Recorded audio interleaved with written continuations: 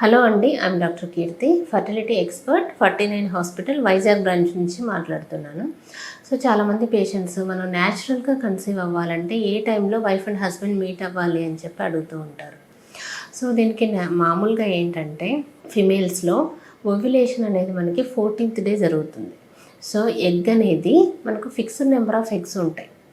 So ఈ eggs అనేది every month అనేవి ఒక మెయిన్గా ఆఫ్టర్ 35 years ఇలా వచ్చిన తర్వాత తగ్గిపోతూ ఉంటాయి.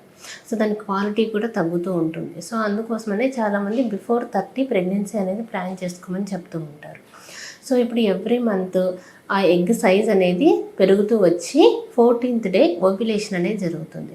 సో ఈ టైంలో వైఫ్ అండ్ హస్బెండ్ కలిసినప్పుడు సో దీన్ని ఫర్టైల్ పీరియడ్ అని అంటారు. సో కరెక్ట్ 14th కాకుండా 10th నుంచి డేట్ వచ్చిన 10th డే నుంచి అంటే రెగ్యులర్ పీరియడ్స్ ఉన్న పేషెంట్స్కి డేట్ వచ్చిన 10th డే నుంచి ఒక 20th డే మధ్యలో ఆల్టర్నేట్ డే మీట్ అయినట్లయితే ప్రెగ్నెన్సీ ఛాన్సెస్ అనేవి ఎక్కువగా ఉంటాయి.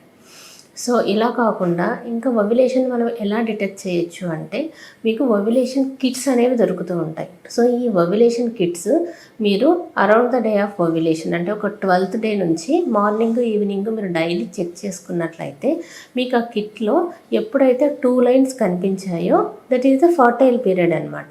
సో ఆ టైంలో వైఫ్ అండ్ హస్బెండ్ మీట్ అయినట్లయితే మీకు ప్రెగ్నెన్సీ ఛాన్సెస్ అనేవి ఎక్కువగా ఉంటాయి.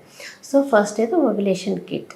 సో తర్వాత ఏంటంటే మనము ఫాలిక్యులర్ స్కాన్స్లో కూడా మనం ఎగ్ పెరుగుతుందా లేదా ఇటువంటిది మనం ఐడెంటిఫై చేయొచ్చు.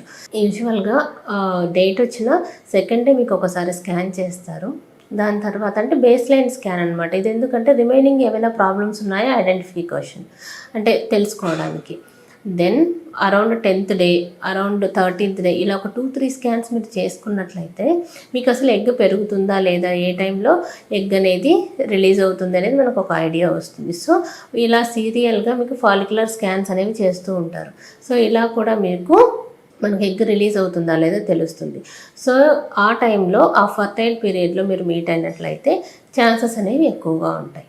Thank you so much.